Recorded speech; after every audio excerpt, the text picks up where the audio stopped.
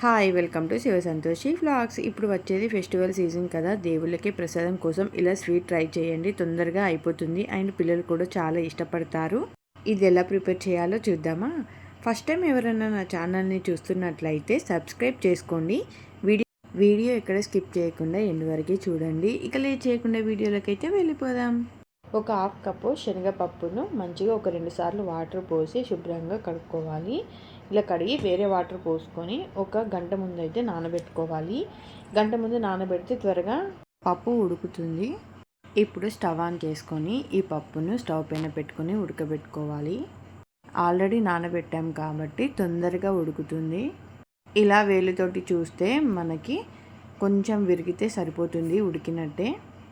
పప్పు అయితే ఉడికిపోయింది. దీన్ని పక్కన పెట్టుకుందాం. ఇంకో స్టవ్ ఆన్ చేసుకొని స్టవ్ పైన ఇలా ఒక కడాయి అయితే పెట్టుకోవాలి. కడాయి వేడైనాక ఒక స్పూన్ నెయ్యి అయితే వేసుకుంటున్నా. ఈ నెయ్యి వచ్చేసి ఇంట్లో చేసిన నెయ్యి. ఈ స్వీట్కి కొంచెం నెయ్యి ఎక్కువగానే పడుతుంది. చిన్నగా కట్ చేసుకున్న బాదం పప్పును ఈ నెయ్యిలో వేసి ఫ్రై చేసుకోవాలి. మీ దగ్గర ఏ డ్రై ఫ్రూట్స్ ఉంటే అవి చిన్నగా కట్ చేసుకొని వేసుకోండి. ఇలా మంచిగా ఫ్రై అయినాక తీసి ఒక ప్లేట్లోకి వేసుకోవాలి. ఇప్పుడు అదే నేతిలో ఒక కప్పు ఉప్మా రవ్వను వేసి వేయించుకోవాలి. మంటను సిమ్లో పెట్టి రవ్వను దోరగా అంటే కొంచెం కలర్ చేంజ్ అయ్యేంత వరకు వేయించుకోవాలి. రవ్వ వేగుతుంటేనే మంచి స్మెల్ అయితే వస్తుంది. ఇలా వేగితే సరిపోతుంది. ఇప్పుడు దీన్ని తీసి పక్కన పెట్టుకుందాం. ఇప్పుడు అదే కడాయిలో ఒక కప్పుకు కొంచెం తక్కువ అంటే తలగొట్టు అంటారు కదా, అలా బెల్లం అయితే తీసుకుంటున్నా. మీకు ఇంకా క్లియర్గా చెప్పాలంటే ఒక కప్పు ఉప్మా రవ్వకి నేను కొంచెం అంటే హాఫ్ కప్పు కొంచెం ఎక్కువైతే తీసుకున్నా బెల్లం. మీకు కొంచెం స్వీట్ ఎక్కువ కావాలనుకుంటే ఒక కప్పు ఉప్మా రవ్వకి ఒక కప్పు బెల్లం తీసుకోవచ్చు. బెల్లం తొందరగా కరగడానికి కొద్దిగా వాటర్ అయితే వేసుకుంటున్నా. ఈ స్వీట్కి పాకం రావాల్సిన అవసరం లేదు, బెల్లం కరిగితే చాలు. బెల్లం కరిగినాక ఏమైనా డస్ట్ పార్టికల్స్ ఉంటే స్ట్రెయిన్ చేసుకోండి.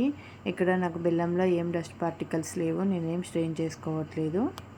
బెల్లం ఇలా మరుగుతుండగా ఆల్రెడీ ఉడికించి పెట్టుకున్న శనగపప్పునైతే వేసుకుంటున్నా.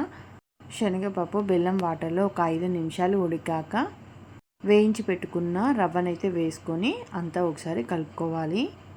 ఇలా కలుపుకున్నాక రవ్వ కాస్త ఉడికాక నేను ఇక్కడ ఫుడ్ కలర్ అయితే యాడ్ చేసుకుంటున్నా. ఫుడ్ కలర్ వేసి అంతా ఒకసారి కలుపుకున్నాక వేయించి పెట్టుకున్న బాదంను కూడా వేసి అంతా ఒకసారి కలుపుకొని ఒక 2 మినిట్స్ తర్వాత స్టవ్ ఆఫ్ చేస్తే శనగపప్పు రవ్వ కేసరి రెడీ. చాలా టేస్టీగా ఉంటుంది. నోట్లో వేయగానే అలా కరిగిపోతుంది, అంత బాగుంటుంది. పిల్లలు కూడా చాలా ఇష్టంగా తింటారు. ఇలా స్వీట్ తినేటప్పుడు మధ్యలో మధ్యలో అలా శనగపప్పు తగులుతుంటే చాలా బాగుంటుంది. తప్పకుండా ట్రై చేయండి.